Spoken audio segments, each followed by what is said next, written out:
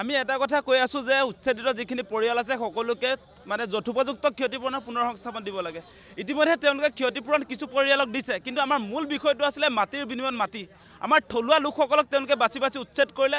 তাৰ বিপৰীতে যিবিলাক আচলতে কৰ্পৰেট হাউচৰ বিল্ডিং আছিলে তাত কিন্তু হিমন্ত বিশ্ব শৰ্মাৰ বুলডোজাৰে ঢুকি নাপালে।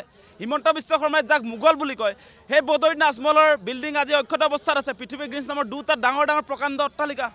আজি জয়ন্ত মল্ল বৰুৱাই বুন্দাজান পুতি তেওঁ বাসগৃহলৈ আচলতে যোৱাৰ ৰাস্তা নিৰ্মাণ কৰি লৈছে। আজি হিমন্ত বিশ্ব শৰ্মাই তেওঁ কেৱল নিজৰ পৰিবাৰৰ কাৰণে মুখ্যমন্ত্ৰী হ'ল নেকি? তেওঁ নিজৰ পৰিবাৰৰ নামত আজি মাটি সম্পত্তি গোটাইছে। আজি তেওঁ নিজৰ সমষ্টিত বন্দিয়া ইণ্টাৰনেশ্যনেল খুলিছে চৰকাৰী চিলিং এক্টৰ মাটি দখল কৰি।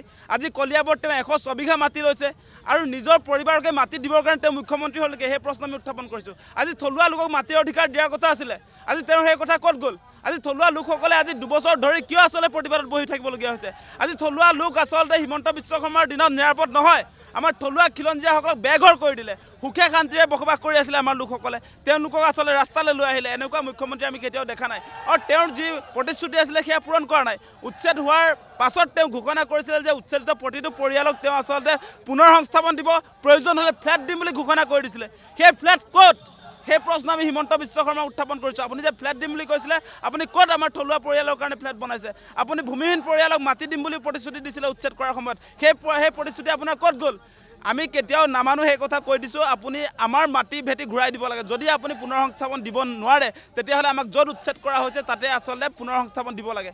আমি সেই কথা ঘোষণা কৰিছোঁ। আৰু প্ৰতিবাদ কৰি কৰি হিমন্ত বিশ্ব শৰ্মাক আমি কনফিউজ কৰি দিম। আমি শেষত এটা কামেই কৰিমগৈ, হিমন্ত বিশ্ব শৰ্মাৰ বাসগৃহ ঘেৰাও কৰি দিমগৈ।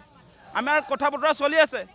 গতিকে এই ধৈৰ্য পৰীক্ষা কৰি নাথাকিব। আমাৰ এতিয়ালৈকে প্ৰায় 50খনৰো অধিক স্মাৰকপত্ৰ প্ৰদান কৰিছোঁ মুখ্যমন্ত্ৰীক, কিন্তু এতিয়ালৈকে তেওঁ পুনৰ সংস্থাপন এটা পৰিয়ালকো দিয়া নাই। কেৱল 5 লাখ আৰু 10 লাখ টকা কিছু পৰিয়ালক তেওঁ ক্ষতিপূৰণৰ নামত দিছে। সেই 5 লাখ আৰু 10 লাখ টকা দিলে এই সৰ্বহাৰা পৰিয়ালবিলাক নাবাচে গুৱাহাটীত। গাঁৱৰ কথাটো বেলেগ।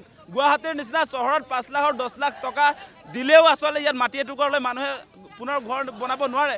গতিকে এই অন্যায়ৰ বিৰুদ্ধে আমাৰ আজি প্ৰতিবাদ হৈছে। আজি মৌন প্ৰতিবাদৰ জৰিয়তে আমি পুনৰ স্মাৰকপত্ৰ প্ৰদান কৰিম। আমাক অতি শীঘ্ৰে মাটি ভেটি ঘূৰাই দিয়ক, সেই কথা আমি উত্থাপন কৰিছোঁ।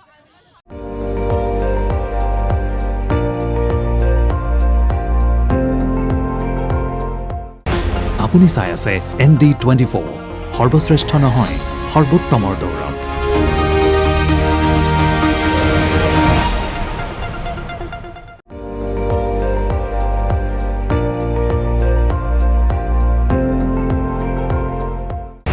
আপুনি চাই আছে ND24, সৰ্বশ্ৰেষ্ঠ নহয় সৰ্বোত্তমৰ দৌৰত।